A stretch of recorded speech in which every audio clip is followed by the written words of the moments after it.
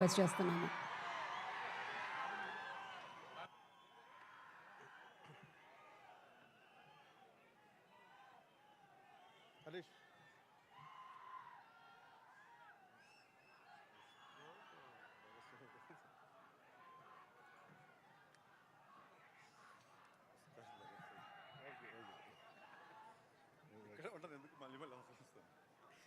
దగ్గర ఉస్తాద్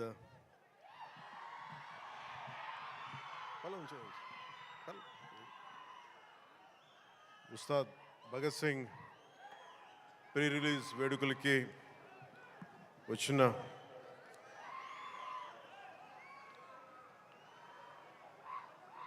నా గుండెల్లో స్థానం ఉన్న మీ అందరికీ మా దీన్ని టీవీలో చూస్తున్న తెలుగు ప్రజలందరికీ మీ అందరికీ నా హృదయపూర్వక నమస్కారం. మనస్ఫూర్తిగా ఈ వేడుకకి మీ ఆశీర్వాదాలు ఇవ్వడానికి, మీ బ్లెస్సింగ్స్ చెప్పడానికి ఇక్కడికి వచ్చినందుకు మీ అందరికీ నా ధన్యవాదాలు తెలియజేసుకుంటాను.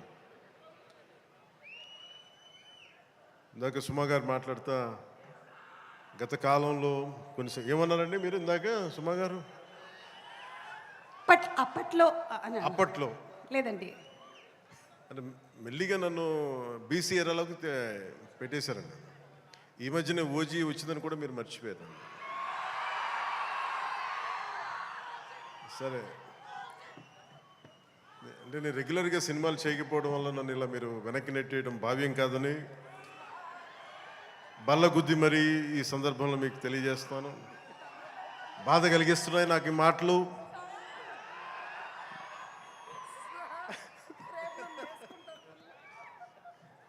సరదాగా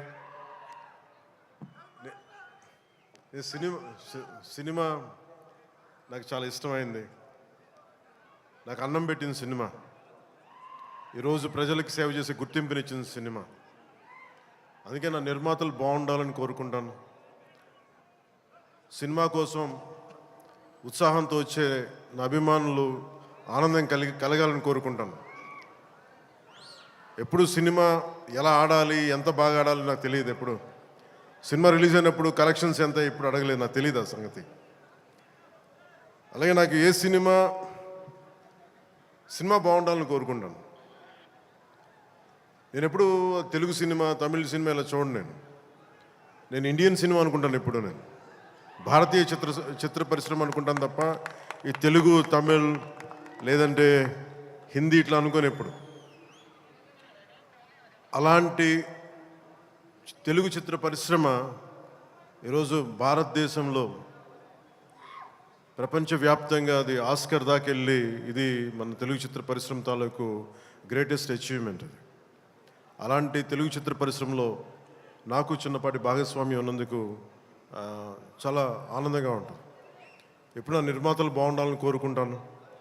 నా దర్శకులు, నా రైటర్స్ వాళ్ళు రాసిన కథని నేను ఎంత బాగా చేయాలని అనుక్షణం తపన పెడతాను.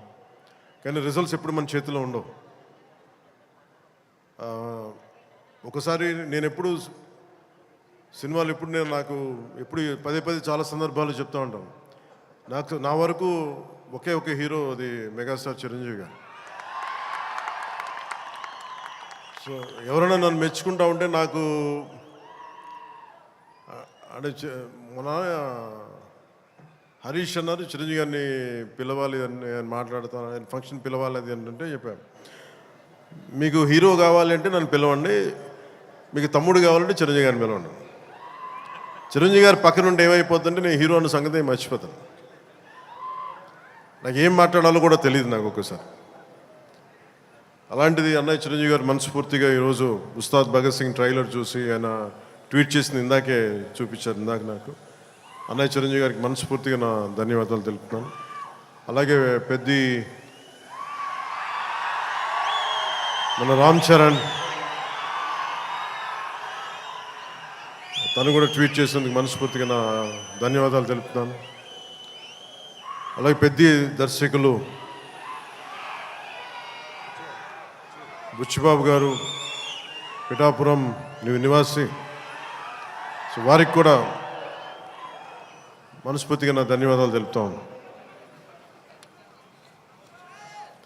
సినిమా స్టార్ట్ చేసేటప్పుడు ఎప్పుడు కూడా చాలా అద్భుతంగా రావాలి, 10 మందికి డబ్బులు రావాలని ప్రయత్నం చేస్తూ ఉంటాం. వన్స్ స్టార్ట్ చేసే ప్రాసెస్లో చాలా అడ్డంకులు ఎదుర్కొంటాం, చాలా ఇబ్బందులు ఎదుర్కొంటాం, చాలా కష్టాలు ఎదుర్కొంటాం. ఒకసారి సినిమా విజయం సాధించే కొంచెం అడ్డు అందరికి ఇబ్బందిగా ఉంది, కొంచెం మీరు దయచేసి పక్కన కొంచెం నుంచుని కొంచెం పక్కన. సినిమా విజయం సాధించాలని అందరం పనిచేస్తాం. ఈ ప్రాసెస్లో చాలా ఒడిదుడుకులు ఎదుర్కొంటాం. ఒడిదుడుకుల్ని తట్టుకొని ఒక సినిమాని అనుకున్నట్టుగా తీసి విజయం సాధించడం చాలా చాలా చాలా కష్టమైంది. నిద్రలు ఉండవు. అందరం ఎవరి పట్టుకోడి కోసమే పనిచేస్తాం. ఇది ఎవరిని ఉద్ధరించడానికి సినిమాలు చేయం, కానీ మా పని, మాకు ఇష్టమైన పని, మాకు ఉపాధినిచ్చే, మాకు తిండి పెట్టేది ఇది.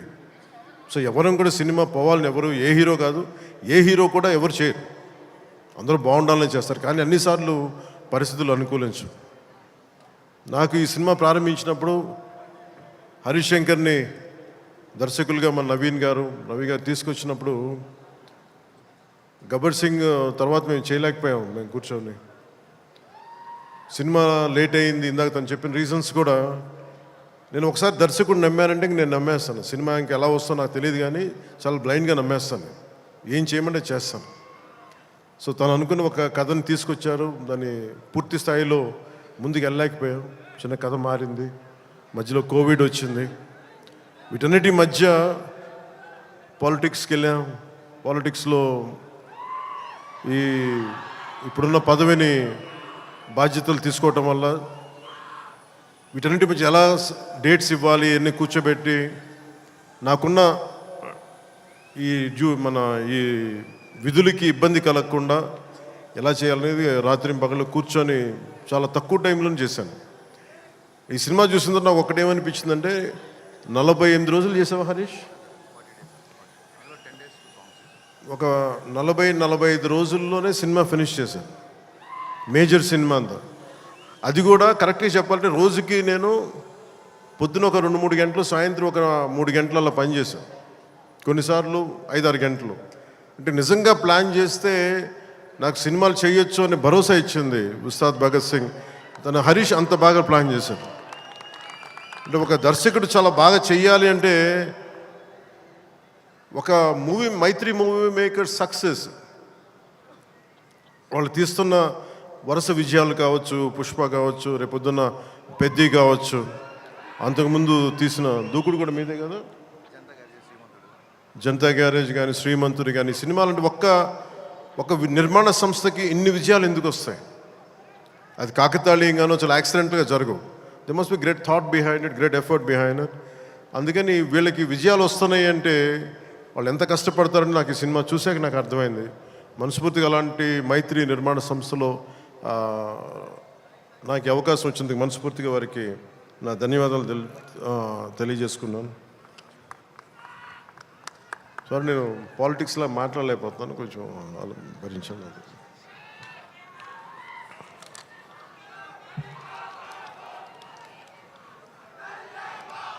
ఈ సినిమా లిరిక్స్ అందించిన చంద్రబోస్ గారికి, భాస్కర్ భట్ల గారికి, కాసర్ల శ్యామ్ గారికి మనస్ఫూర్తిగా నా ధన్యవాదాలు తెలియజేసుకున్నాను.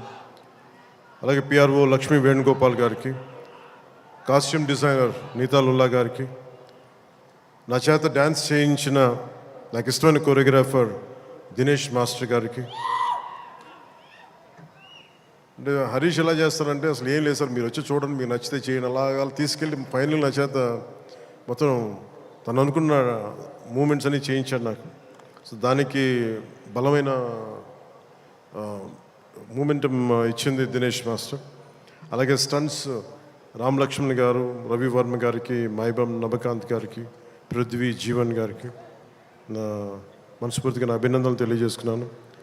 ఈ సినిమాకి అడిషనల్ స్క్రీన్ ప్లే రాసిన రమేష్ రెడ్డి గారికి, ఈ సినిమా ఆగిన సినిమా ఇంత ఫాస్ట్గా మళ్ళీ రావడానికి చాలా ముఖ్య పాత్ర వహించిన దర్శకులు, screen play writer K Dashrath గారికి, ఎడిటింగ్ చేసిన కార్తిక్ శ్రీనివాస్ గారికి, అలాగే ప్రొడక్షన్ డిజైనర్ ఆనంద్ సాయ్, నా స్నేహితుడు తను. చిన్నప్పుడు మేమిద్దరం చెన్నైలో పెరిగిన వాళ్ళం. ఈరోజు మీకు అర్థమవుతుంది సినిమా చూసిన తర్వాత ఒక ప్రొడక్షన్ డిజైన్, తన సెట్ డిజైనింగ్ ఏ స్థాయిలో ఉందనేది ఒక అత్యంత అద్భుతంగా తీర్చిదిద్దారు ఆనంద్ సాయి గారు. వారికి మనస్ఫూర్తిగా నా అభినందనలు. ఈ 2 పాటల్ని ప్రత్యేకి మన కెమెరామెన్ ఆయనంక బోస్ గారికి చాలా బ్యూటిఫుల్ ఫోటోగ్రఫీ చేశారు.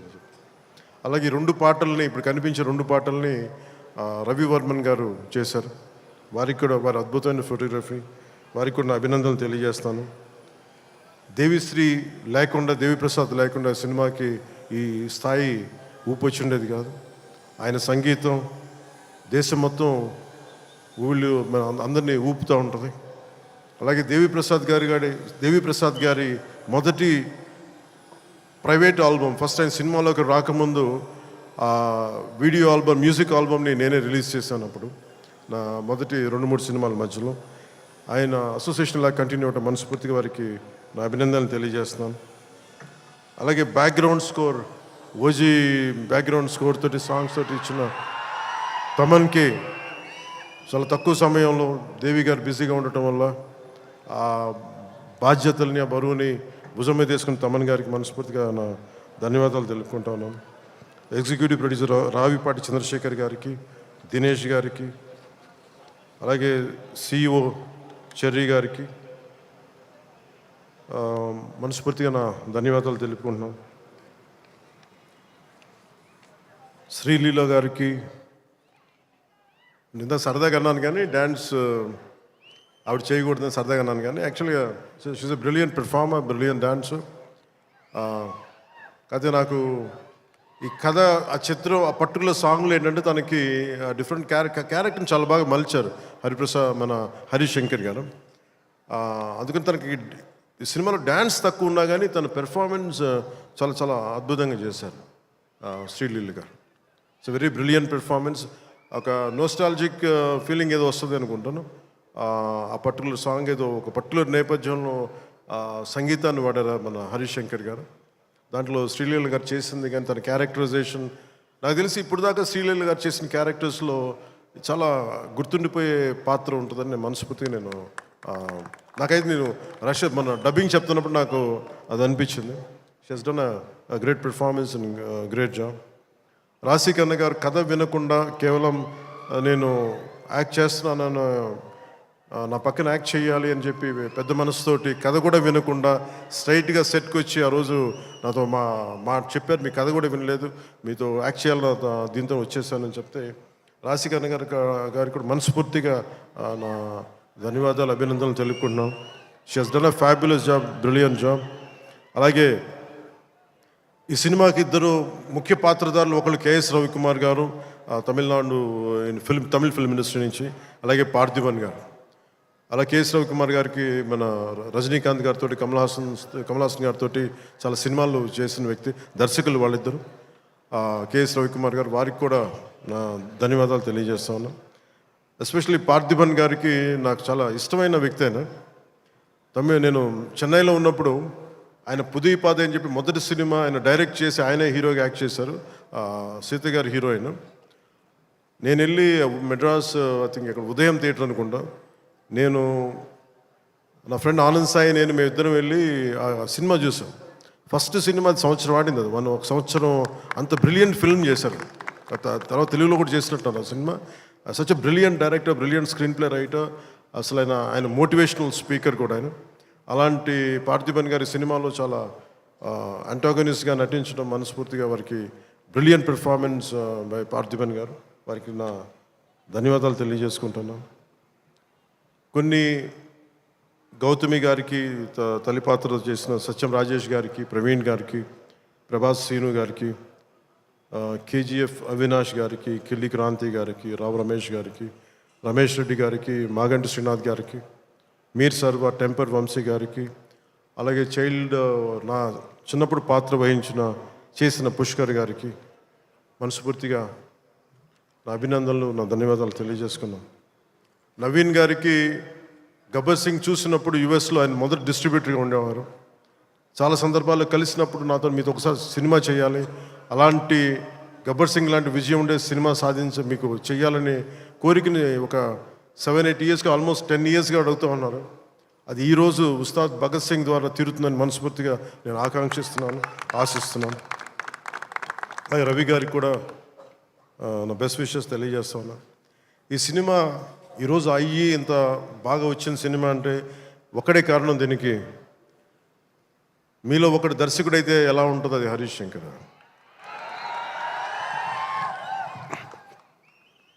అంటే హరీష్ గురించి చెప్పాలి అంటే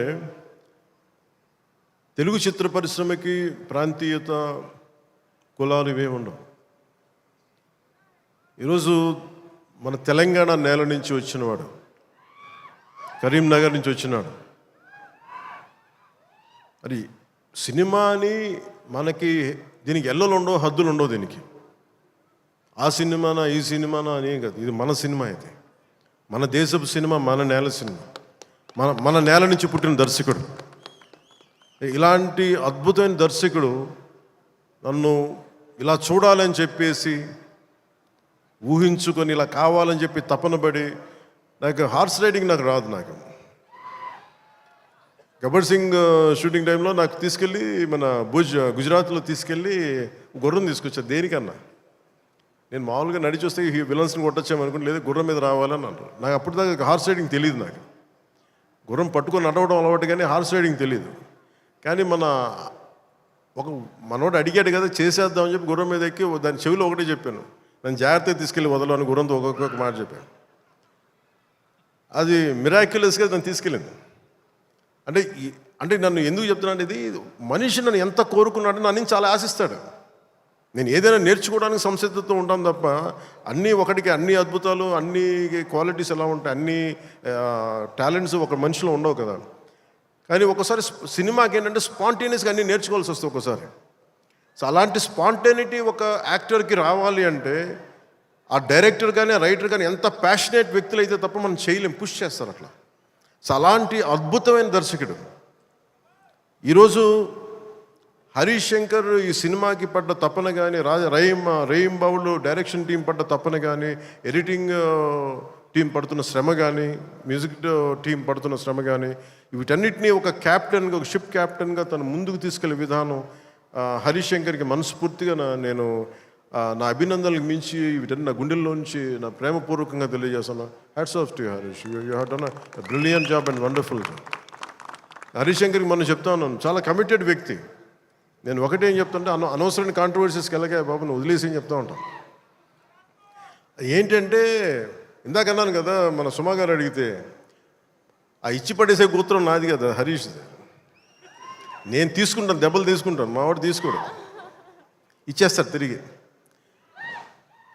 అంటే ఇలాంటి వాడు నా ఉద్దేశంలో ఈ రోజున ఒక రోజున మన తెలంగాణ నేలకి పనిచేస్తాడు, మన భారతదేశానికి కూడా పనిచేస్తాడు. అంత సత్తా ఉన్నాడు, చాలా పాండిత్యం ఉన్నవాడు, గొప్ప dialogue writer, story writer, and amazing director.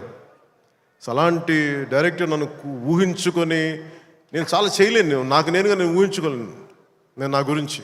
కానీ ఇలా బాగుంటుంది, మీ మనసులో ఆకాంక్షలు ఎలా ఉంటాయి, ఏం చేస్తాడు అని చెప్పి రాసుకొని నా చేత చేయించి ఇవన్నీ మీకు ఈరోజు నాకు సినిమా గురించి మీరు చూడండి అద్భుతంగా ఉంటుందని చెప్పడం నాకు ఎప్పుడు ఎబ్బెట్టుగా ఉంటుంది, ఇబ్బందిగా ఉంటుంది. నా సినిమా నేను అమ్ముకోలేను, చూడడం చెప్పలేను. కానీ నాకు సినిమా డబ్బింగ్ అప్పుడు చూస్తాను, లేదంటే నేను టెక్నికల్ ఆస్పెక్ట్స్ చూసేటప్పుడు ఉండేది. కానీ ఈ సినిమాను చూస్తున్నప్పుడు ఖచ్చితంగా గబ్బర్ సింగ్ తర్వాత అలాంటి విజయం సాధించాలనేది మీ అందరి ఆశయాలతో ఖచ్చితంగా అది గబ్బర్ సింగ్ అంత విజయం సాధిస్తానని చెప్పి నేను మనస్ఫూర్తిగా నేను కోరుకుంటున్నాను, అభిలాషిస్తున్నాను. కాదు ఇది నేను ఎక్కువ ఎందుకు చెప్పట్లేదంటే ఫైనల్ వర్డిక్ట్ ఎప్పుడు ప్రజలదే, అభిమానులది, తెలుగు ప్రేక్షకులది. మీరు ఏం నిర్ణయిస్తారో ఇది మీ చేతిలో ఉంది. కానీ మా నుంచి తప్పు లేకుండా అయితే సినిమా చేశాం. ఒక యాక్టర్గా నేను కావచ్చు, టెక్నీషియన్స్గా కావచ్చు, హరిశంకర్ స్క్రీన్ ప్లే కావచ్చు, నిర్మాతల తాలూకు ప్రొడక్షన్ వాల్యూస్ కావచ్చు, టెక్నికల్ ఎఫర్ట్స్ కావచ్చు, నాతో పాటు యాక్ట్ చేసిన నటీనటులు కావచ్చు, మేము మా జాబ్ చాలా బ్రిలియంట్గా చేసాం. బెస్ట్ ఎఫర్ట్స్ పెట్టాం ఇన్ గివెన్ సర్కమ్స్టాన్సెస్. ఇది గబ్బర్ సింగ్ అంత విజయం సాధించాలని మనస్ఫూర్తిగా నేను కోరుకుంటున్నాను. సినిమా కూడా చాలా ఎంగేజింగ్గా ఉంది, ఎంటర్టైనింగ్గా ఉంది అనిపించింది నాకు చూస్తూ ఉంటే. సో ఇది ఒక గుడ్, ఒక మాస్ ఎంటర్టైనర్గాను, లేదంటే మీరు ఎలా చూస్తారు, నేను కూడా 19th ఉగాది రోజున మీరు ఎలాంటి తీర్పునిస్తారు, మీకు ఎలా నచ్చదు నేను కూడా ఎదురు చూస్తూ ఉన్నాను. ఎక్కడో మారుమూల నేను పాలిటిక్స్లో ఉన్నాగా నేను ఎప్పుడు సినిమా నా నుంచి తీయలేరు, నా గుండెలో ఉండిపోయింది, నరనరాలు జీర్ణించుకుపోయింది, సినిమాని తీయలేరు. ఇందాక హరీష్ చెప్తున్నట్టుగా ఒక పాటలు కానీ సాహిత్యం కానీ వింటూ ఉంటాం. అలాగే ఒక మంచి సినిమా, ఒక మంచి కథ, మనం చాలా లోలో ఉన్నప్పుడు ఒక సినిమా చూడగానే, ఒక సన్నివేశం చూడగానే మళ్ళీ జీవితం మీద మళ్ళీ మనకు ఆశ వచ్చి ముందుకెళ్తాం. చాలాసార్లు ఎన్ని ఇబ్బందులున్నా, ఓటములు తట్టుకుని ఒకసారి సినిమా అనేది మనకి అబ్రాడ్లాగా పార్కులు ఉండవు, మనకి చిన్న చిన్న ఇళ్ల మధ్యలో ఉంటాం, రోడ్ల మీద నడవడానికి సరైన పేవ్మెంట్స్ ఉండవు, అన్ని ఇబ్బందుల మధ్యలో కూడా భారతదేశంలో, ఎస్పెషల్లీ దక్షిణ భారతంలో సినిమా చాలా కీలకమైంది. సినిమా అనేది లేకపోతే ఎంత క్రైమ్ పెరిగిపోతే మనం ఊహించలేము. ఒకసారి బెంగళూరులో రాజ్ కుమార్ గారిని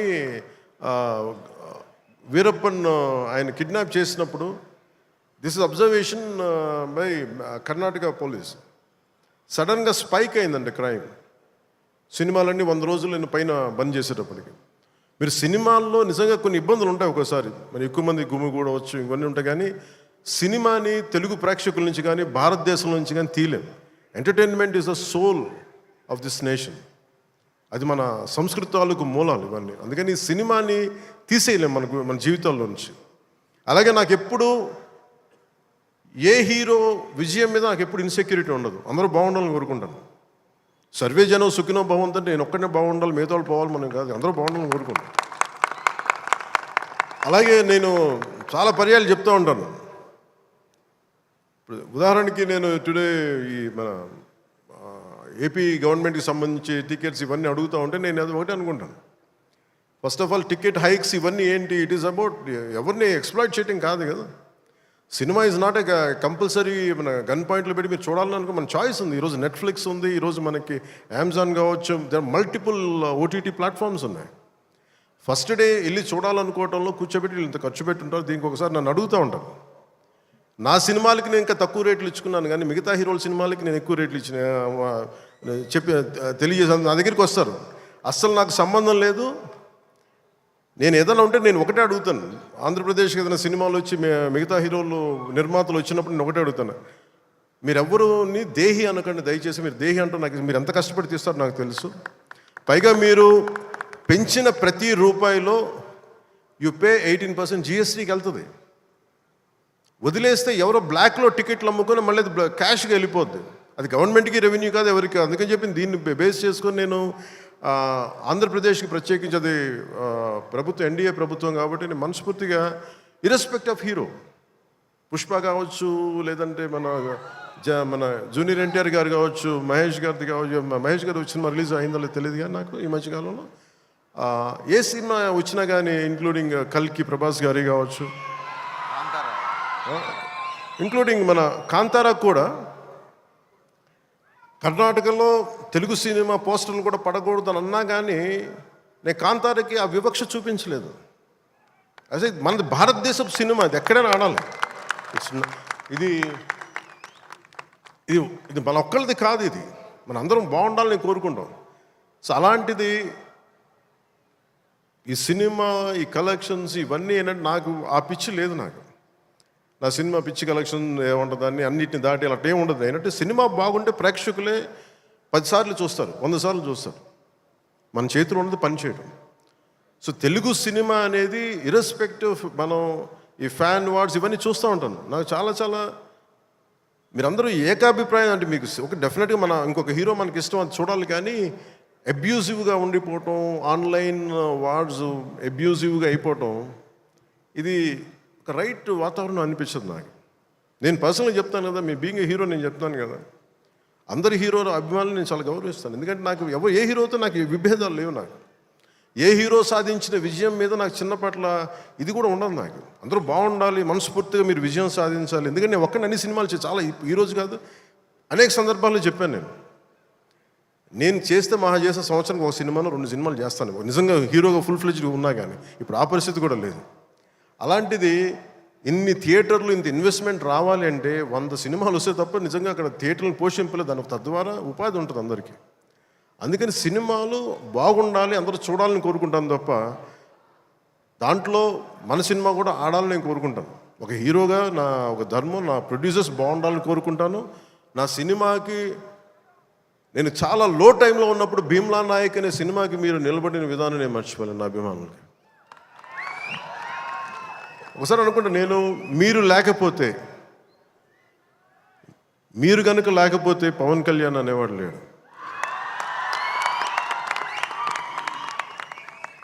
ఒకసారి నాకు సభకు వచ్చే వరకు నేను ఏం మాట్లాడాలో నాకే పెద్ద అవగాహన ఉండదు. కానీ మిమ్మల్ని చూశాక ఒకటే చెప్పాలనిపిస్తుంది, మీ నుంచి నాకు 2 గుండెల దూరం అంతే. నా గుండె నుంచి మీకు ఎంత దూరం అంత మీద మనందరి మధ్య 2 గుండెల దూరం అంతే. I love you.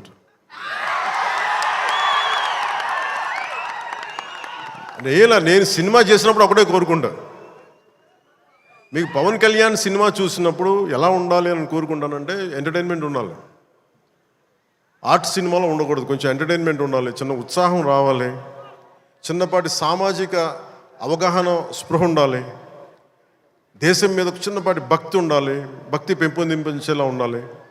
ఇవన్నీ ఒక కలెక్టివ్ థాట్ అన్నీ సరైన కమర్షియల్ మీటర్లో దొరికితే ఎలా ఉంటుందో ఈ సినిమా హరీష్ శంకర్ నిర్దేశకత్వంలో, ఆయన దర్శకత్వంలో నేను ఏమైతే ఇలా ఉంటే బాగుంటుందని కోరుకుంటానో అవన్నీ చాలా పొందిగ్గా ఒక భగవంతుడికి ఒక మాల్లా కూర్చాడు. ప్రేక్షకులుగా ఆ మాల వేయడానికి సిద్ధంగా ఉన్నాను హరీష్ శంకర్. మీరు this film will definitely I think entertain you.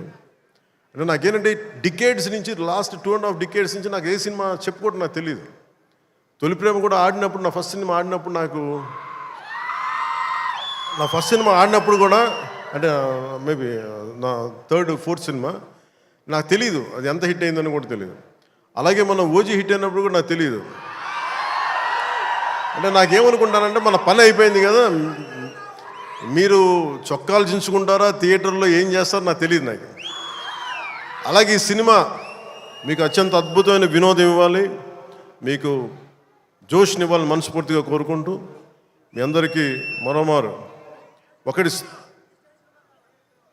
నా కుదిరినంత వరకు అంటే నేను చాలాసార్లు అనుకున్నాను, ఒకసారి సినిమాలో పాలిటిక్స్లోకి వెళ్ళి సినిమాలు వదిలేస్తే బెటర్ అనిపిస్తుంది ఒకసారి.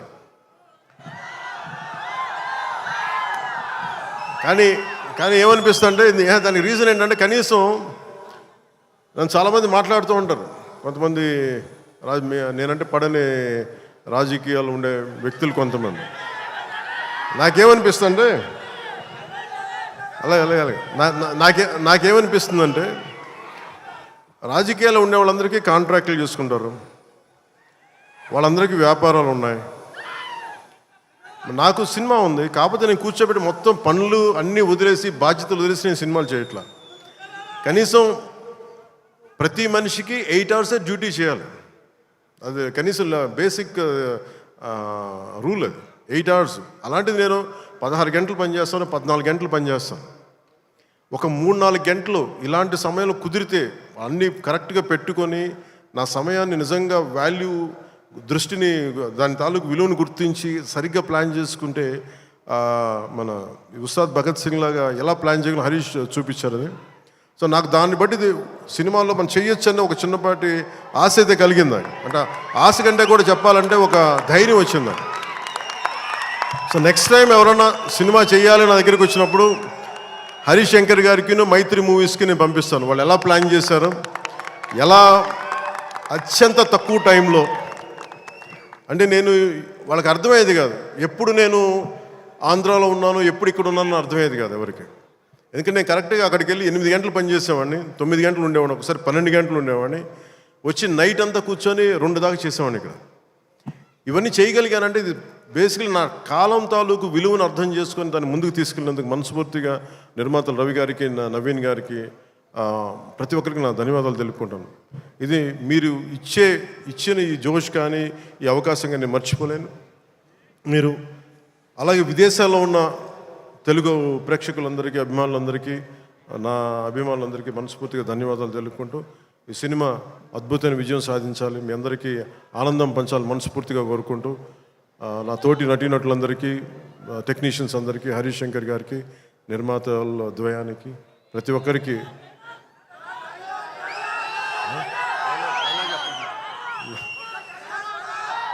నా ధన్యవాదాలు తెలుపుకుంటున్నాను.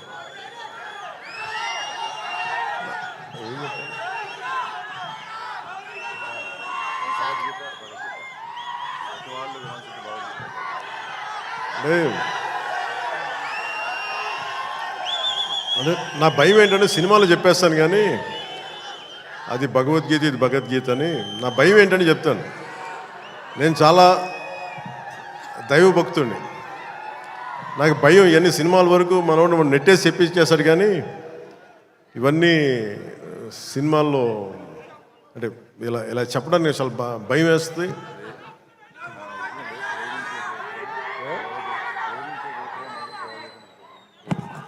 అంటే ఇచ్చి పడేసి ఇవన్నీ కాకుండా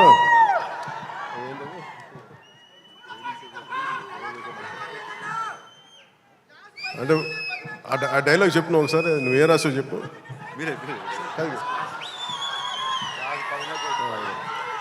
అంటే ఏంటన్నా ఇచ్చి పడేసే గోత్రం ఏంటన్నా, అంటే ఈయన రాసింది ఏంటంటే ఇచ్చి పడేసే గోత్రం ఇరగదీసే నక్షత్రం అని. అంటే నేను అలా చెప్పలేను. నా నిజ జీవితంలో నేనేం చెప్పగలను? మిమ్మల్ని ప్రేమించే గోత్రం ఉండదు.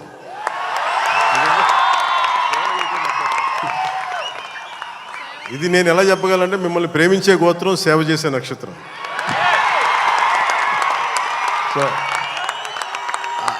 సో నేను డైలాగ్ చెప్పండి ఇదే చెప్పగలను తప్ప. సో మీ అందరికీ ధన్యవాదాలు తెలుపుకుంటూ ఈ పోలీస్ గ్రౌండ్స్ ఇచ్చిన తెలంగాణ రాష్ట్ర ప్రభుత్వానికి, గౌరవ ముఖ్యమంత్రి శ్రీ రేవంత్ రెడ్డి గారికి,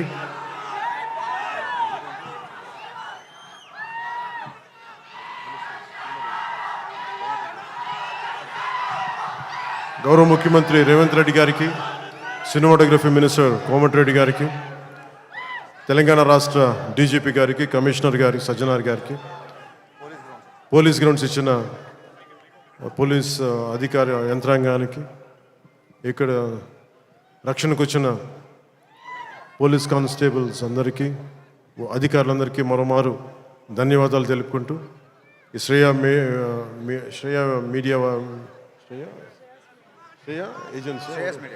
శ్రేయస్ మీడియా వారికి మనస్ఫూర్తిగా నా ధన్యవాదాలు తెలియజేసుకుని సెలవు తీసుకున్నాను. జై హింద్. పవన్ కళ్యాణ్ గారు ఒక చిన్న, హరిశంకర్ గారు ఒక చిన్న లీక్ ఏదో ఉందన్నారు సినిమాకి సంబంధించి. ఆ లీక్ ఏదో పవన్ కళ్యాణ్ గారి సమక్షంలో మీరు చెప్తే. ఉగాది శుభాకాంక్షలు. అందరికి ఉగాది శుభాకాంక్షలు చెప్పండి. ఉగాది రోజు రిలీజ్ అవుతుంది.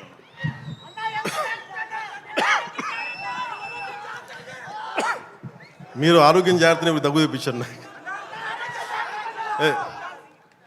అంటే నాకు ఉగాది సందర్భం రోజున ఈ సినిమా రిలీజ్ అవుతా ఉంది.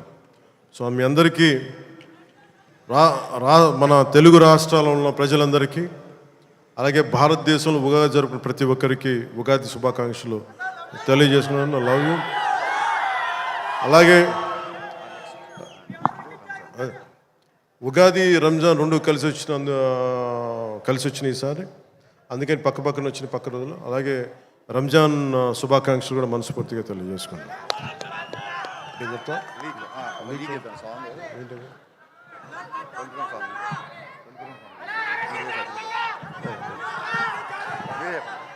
నేను చెప్తాను.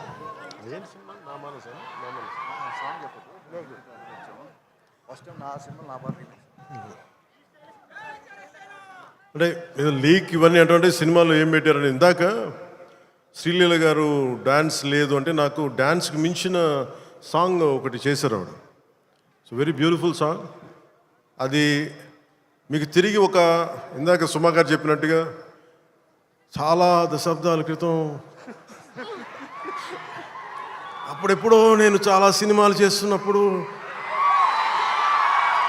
మీకు గుర్తుండే ఉంటుంది కదా, చాలా రోజుల క్రితం, కొన్ని శతాబ్దాల క్రితం ఆ మర్చిపోయిన నా భావనని తిరిగి ఈ సినిమాలో హరీష్ గారు తీసుకొచ్చారు దాన్ని. అది ఇందాక మీకు కనిపించే ఉంటుంది, ఇందాక ట్రైలర్లో కూడా దాని తాలూకు ఆ చిన్నపాటి ఆలాపన అనేది కనిపిస్తుంది. అది నేను నిజంగా చాలా ఎంజాయ్ చేస్తున్నప్పుడు. సో ఇది ఈ సినిమా మరోమారు మీ అందరికీ ఆనందం కలిగిస్తుంది తెలియజేసుకుంటూ జై హింద్. Thank you sir.